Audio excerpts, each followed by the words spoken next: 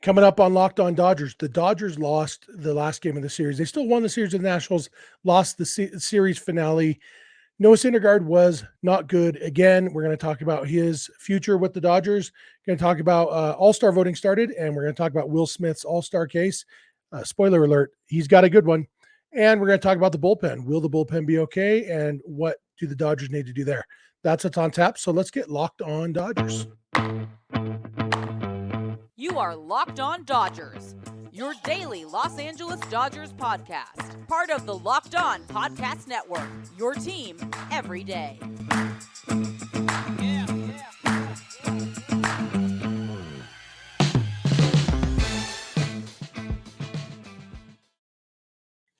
Hey, Dodger fans, this is Locked On Dodgers, part of the Locked On Podcast Network, your team every day. Thank you for making Locked On Dodgers your first listen every weekday morning. Remember, this show is free and available on all podcast platforms and on YouTube simply by searching for Locked On Dodgers. Or even better, go ahead and subscribe wherever you're watching or listening right now, and then you can become an everydayer just like we are. If this is your first time with us, I am Jeff Snider. My normal co-host is Vince Samperio, although it's just me today. Vince and I are both lifelong Dodger fans, just like you are. We've also both spent time covering the Dodgers in the press box and the locker room. So we're not quite insiders, but we bring you the smart fans perspective on our boys in blue every weekday morning. This episode is brought to you by Game Time. Download the Game Time app, create an account, and use code LOCKEDONMLB for $20 off your first purchase. Last minute tickets, lowest price guaranteed. And so as I said at the top, the Dodgers lost to the Nationals in this series finale. Final score was 10-6, I believe. It started out great. What we expected really from a Patrick Corbin, Noah Syndergaard matchup was a lot of offense, and that's what happened. The Dodgers jumped out to 3 runs on Patrick Corbin in the bottom of the first inning. Could have been more. Max Muncy into a double play that kind of killed that rally a little bit, but they had already scored 3 runs. Dodgers had a lot of chances in this game, even with scoring 6 runs. They left bases loaded. They struggled with runners of scoring position for most of the game. It was a struggle. They did hit 4 home runs, and that accounted for, I believe, 5 of the 6 runs. I think so. Yeah. And so it was not a great game, but the offense put up 6 runs. And most of the time when you put up 6 runs, you're going to win the game. Not every time, but I think if a team scored 6 runs every game, they'd probably win 110, 120 games over the course of a season. Problem was Noah Syndergaard pitched this game, and one of the problems, Noah Syndergaard didn't get the loss, but Syndergaard pitched 5 innings and couldn't keep the Dodgers. He allowed 5 runs in 5 innings. His ERA is now 6.54. It was just the latest in a string of lackluster starts, and he was frustrated after the game. He said he would, if he had a firstborn child, he'd give that child in order to be the old him. You could tell he's frustrated, and so are we as Dodger fans. It's frustrating to watch because he's just not good right now, and we've been kind of spoiled as Dodger fans the last several years, especially in the pitching department. I think the last 4 years the Dodgers have led the league in ERA, and this year they really, really are not. And it's a long season; things can get better. But Noah Syndergaard he said he's the weakest link on the team right now. And I think that's pretty accurate. And I respect him for saying it, for recognizing it. Doesn't change the fact that he is actively hurting the team when he pitches. I'm going to talk about the bullpen in the third segment because the bullpen got the loss in this game. They weren't very good either. And so there's plenty to talk about there. But for Syndergaard, it was kind of interesting that after the game, Dave Roberts didn't even commit to Syndergaard making his next start against the Yankees this weekend.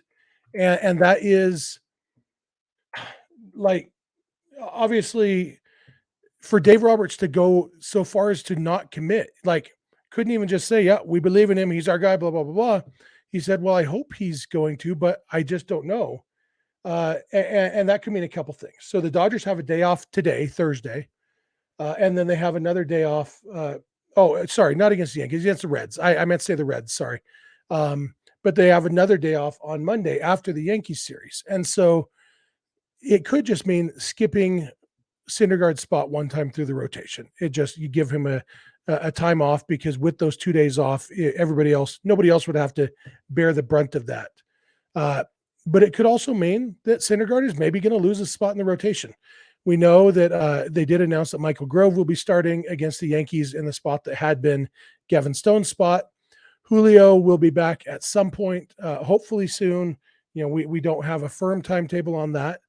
But, when Julio's back, with Bobby Miller pitching as well as he is, Michael Grove pitched well in the minors on rehab, was touching 97.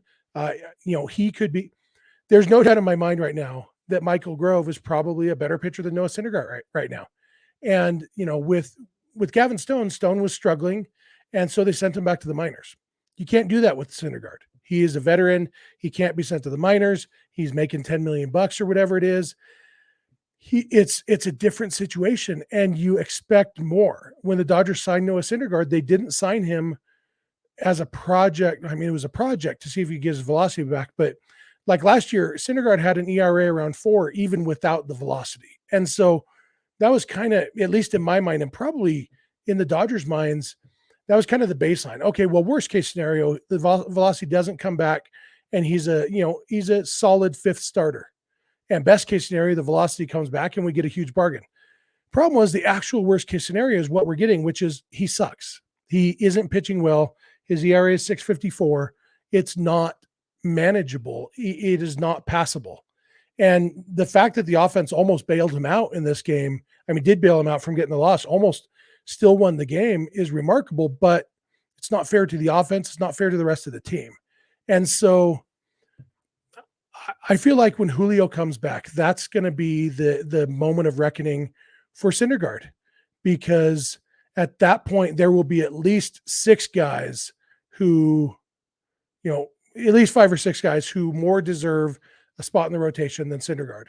And will they just cut him loose? I don't know. Will they, it's tough to tell at this point. Honestly, the way Syndergaard's pitching, it's kind of one of those things where you watch a pitcher, you're like, man, he might retire after this game. He's just done. He's cooked. And, maybe there is something left in the tank, but the velocity is obviously not going to come back. And the command and the stuff just aren't there anymore. And so it was frustrating to watch. It wasn't surprising, unfortunately, but it was frustrating. And you could tell it's frustrating for him and frustrating for Dave Roberts and the rest of the team. And they have to do what's best for the team. And right now, that's not having Noah Syndergaard pitch. So my guess is that this next time too, they'll just skip Syndergaard's spot. They'll go with, a 4-man rotation of Kershaw, Gonsolin, Bobby Miller, and Michael Grove this next time through the rotation. And then, this month in June, they have a fair number of days off. Like I said, they've got this Yankee series is bookended by days off. Then they have every Monday off this month, plus Thursday, the 22nd. So a lot of days off, almost enough to get away with the 4-man rotation. Not quite enough, but easily enough to give guys some rest. And we may never see Noah Syndergaard pitch for the Dodgers again. Maybe he gets one more start if Julio's not ready to come back. One more start in the Phillies series, maybe, or the White Sox series. But it seems to me like Syndergaard's time is coming to an end as a Dodger, and it's a bummer. I know he dreamed of pitching for the Dodgers, and we were all excited when the Dodgers signed him about the potential. What if? Well, the what ifs didn't happen, and he's cooked, I think. So I'm going to come back in a minute and talk about somebody who is not cooked, not even remotely cooked, probably the best catcher in baseball. That is Will Smith. All-Star voting started today or yesterday, and so we're going to talk about Will Smith's All-Star case. So thanks for making Locked On Dodgers your first listen, and please keep it Locked On Dodgers. This episode is brought to you by Game Time. So buying tickets, it shouldn't be stressful. You should, if you want to go to a game, you want to go to a concert, you want to go to a comedy show, it shouldn't be stressful to get tickets. So Game Time is an awesome app. They have killer deals on last minute tickets, and they have a best price guarantee, so you can stop stressing over the tickets and start getting hyped for the fun you will have. So forget planning months in advance. Game Time has deals on tickets right up to the day of the event. I'm watching it because my favorite comedian, Nate Bargatze, is coming to Salt Lake City near where I live this September. And I am like keeping my eye on tickets because I really want to go. I've gone the last 2 times he's come to Utah. I love that dude. So I'm keeping my eye on the Game Time app, and you can get exclusive flash deals on tickets for football, basketball, baseball, concerts, comedy, theater, and more. And the Game Time guarantee means you'll always get the best price. If you find tickets in the same section and row for less, Game Time will credit you 110% of the difference. So snag the tickets without the stress with Game Time. Download the Game Time app, create an account, and use code LOCKEDONMLB for $20 off your first purchase.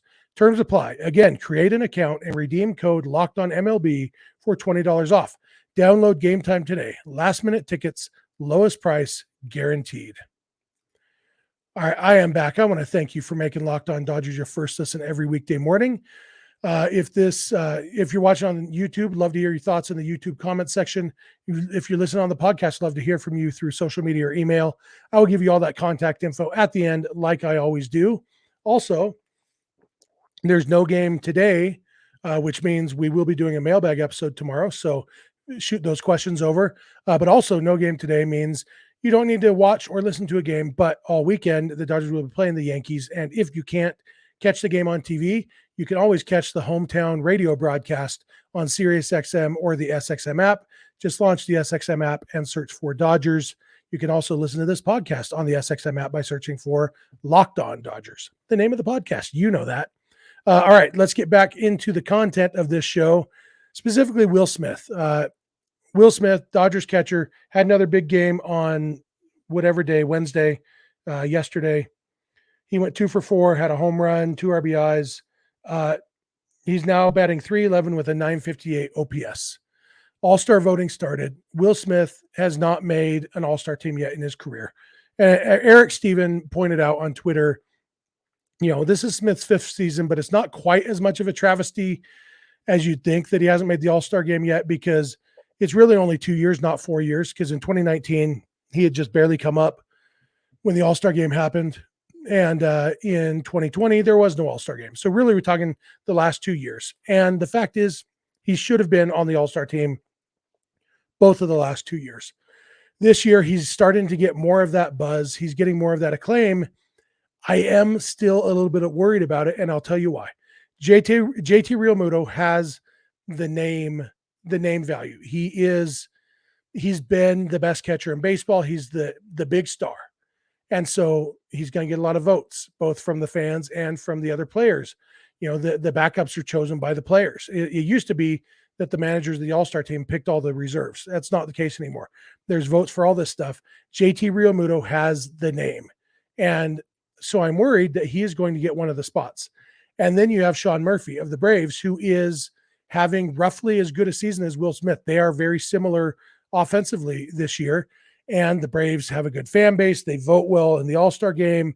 Sean Murphy, he was a big trade. The Braves have been very good this year. All those things. And for whatever reason, Dodgers don't always fare that well in the All-Star voting. And so I am nervous that Sean Murphy is going to win the fan vote, and JT Realmuto will get put on the team by the players in their vote and leave Will Smith out in the cold again. Now, there's no reason they couldn't go with 3 catchers. They could, and that would be helpful. And, that would give Smith another chance to get in. But I'm nervous about it. I hope I'm wrong. Hopefully Will Smith is a big enough name. He's gotten some hype, in the offseason as one of the best catchers in baseball. Fans know him. The players know him. Hopefully this is all, I'm worried for nothing, and he gets voted in either to start as the backup. It doesn't matter to me, honestly, if he gets voted in to start or not. I don't distinguish between starting an All-Star game and making an All-Star team. All-Star is All-Star, and knowing that the starters are a popularity contest more than anything else doesn't matter to me. I'd like to see him start because I want the National League to win the game, and I think he gives them the best chance to do that, but doesn't really matter to me. Will Smith needs to be on the All-Star team. And so what we can do as fans is we can vote. And I don't work for MLB. I'm not going to shill their All-Star voting, but if you want Will Smith to make the All-Star team, voting is how you do that. And the Dodgers have such a big fan base. We really should fare better in All-Star voting than the Dodgers generally do. And so, I'm pointing at me too. I hardly ever vote for the All-Star game. I might this year because it is pretty important to me Will Smith make the All-Star team. It's been too long. So it's kind of a bummer that Julio is having a bad year this year, because Julio still hasn't made an All-Star team yet either. And the last 2 years he was deserving, and this year he's not. And so, maybe he gets in on reputation for the last 2 years. Maybe not. Some of that might come down to health. But, Will Smith this year, it's been kind of remarkable. I'm looking at the Dodgers rate stats, and strikeout rate. Obviously, at the top is Trace Thompson, 42.2%. That's before Wednesday's game when he struck out in 2 of his 3 plate appearances. So it actually went up a little bit more. And then it goes down. You've got Miguel Rojas at 12.3%, second best strikeout rate on the team. And the best is Will Smith at 8.6%, a full 3.5% better than Miguel Rojas, whose one offensive skill is not striking out. And Will Smith is better than that. Then you look at the walk rate. The best walk rate on the team, Trace Thompson again, 16.9%. Jason Hayward, 15.5. Max Muncy, 15.4. Will Smith, 15.3. So kind of right there in that same ballpark with Hayward and Muncy. So Smith strikes out the least on the team, is among the best walk rates on the team, and home run rate. He is solid middle of the pack. Muncy obviously has the highest, 8.2%. And then Smith is down there at 4.3%, right? Basically between Freddie Freeman and James Outman, who both pretty good power hitters.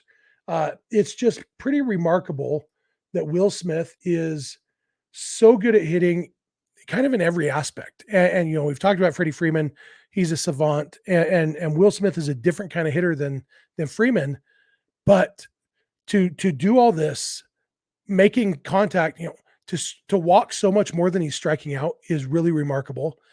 To hit home runs without striking out is remarkable. And to do all of this when you are a catcher, it's the hardest position in baseball.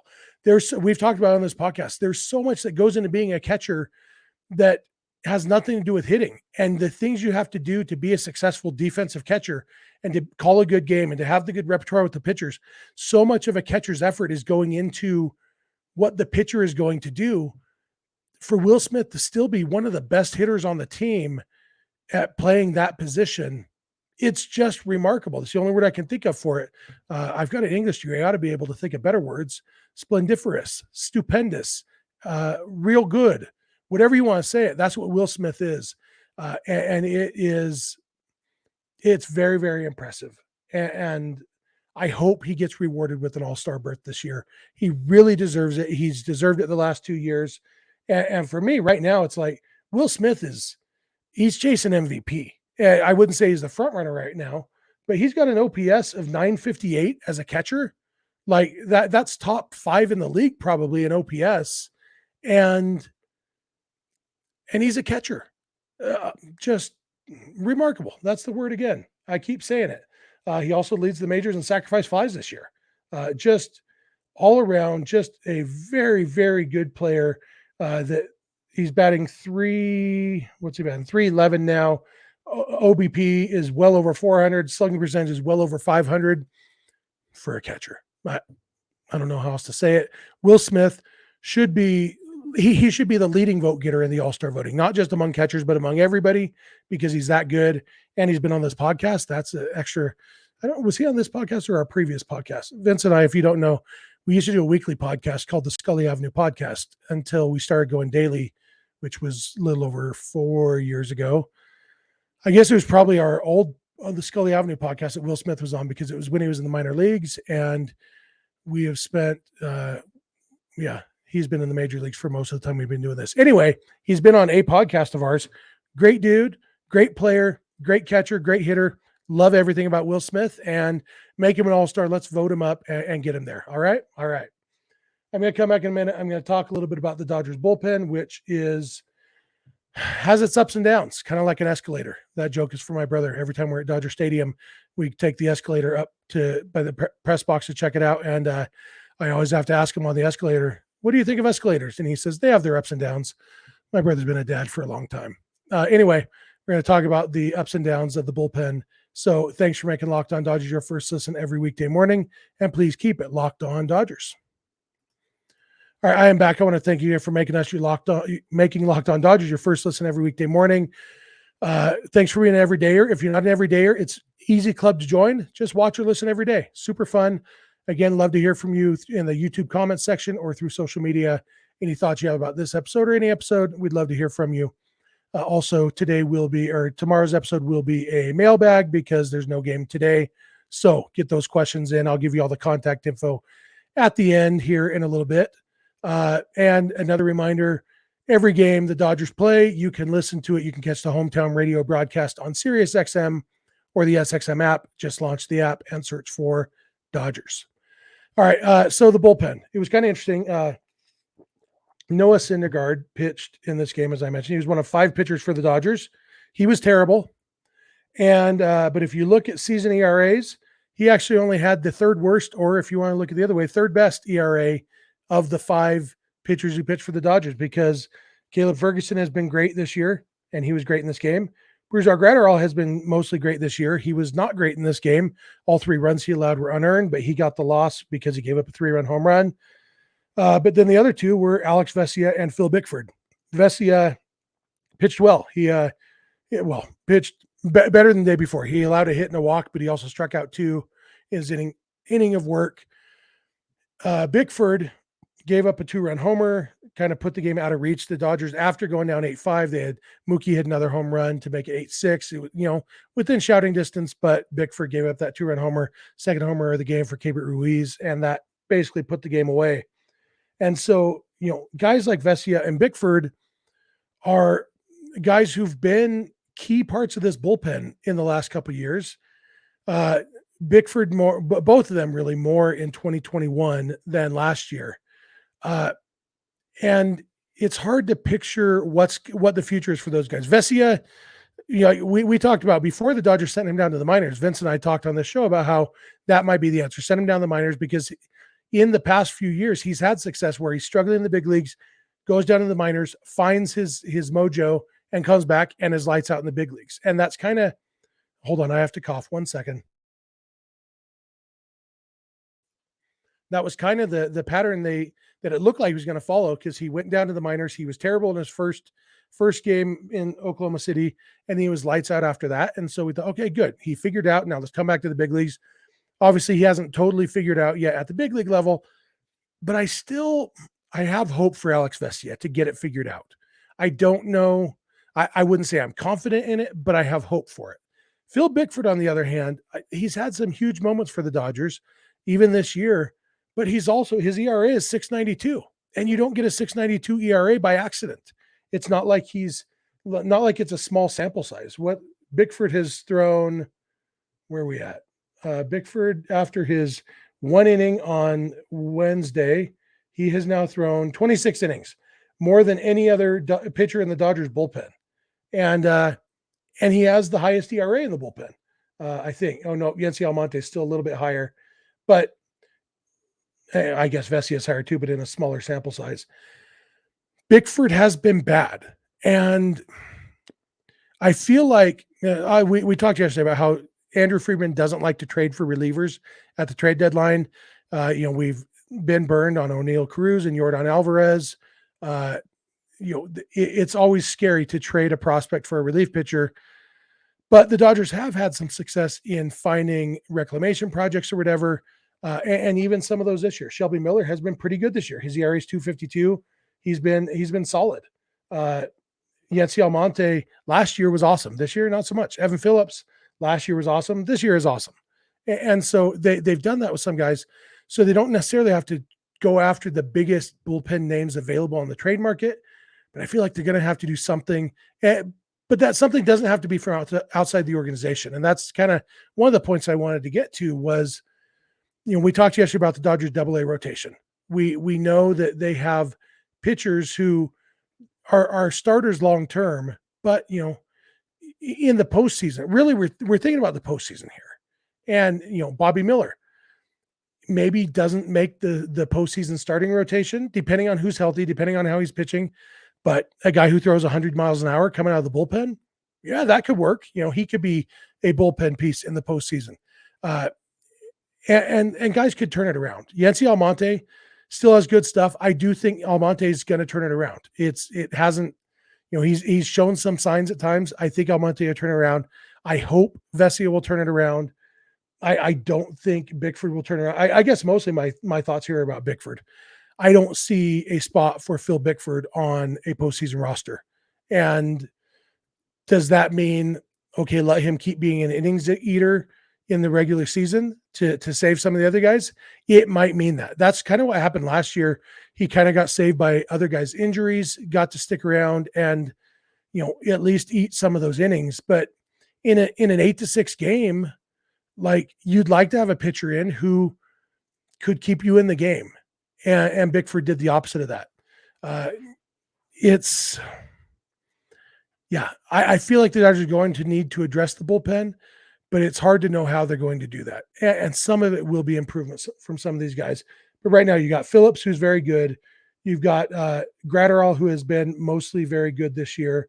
You've got Caleb Ferguson, who has been very, very good this year.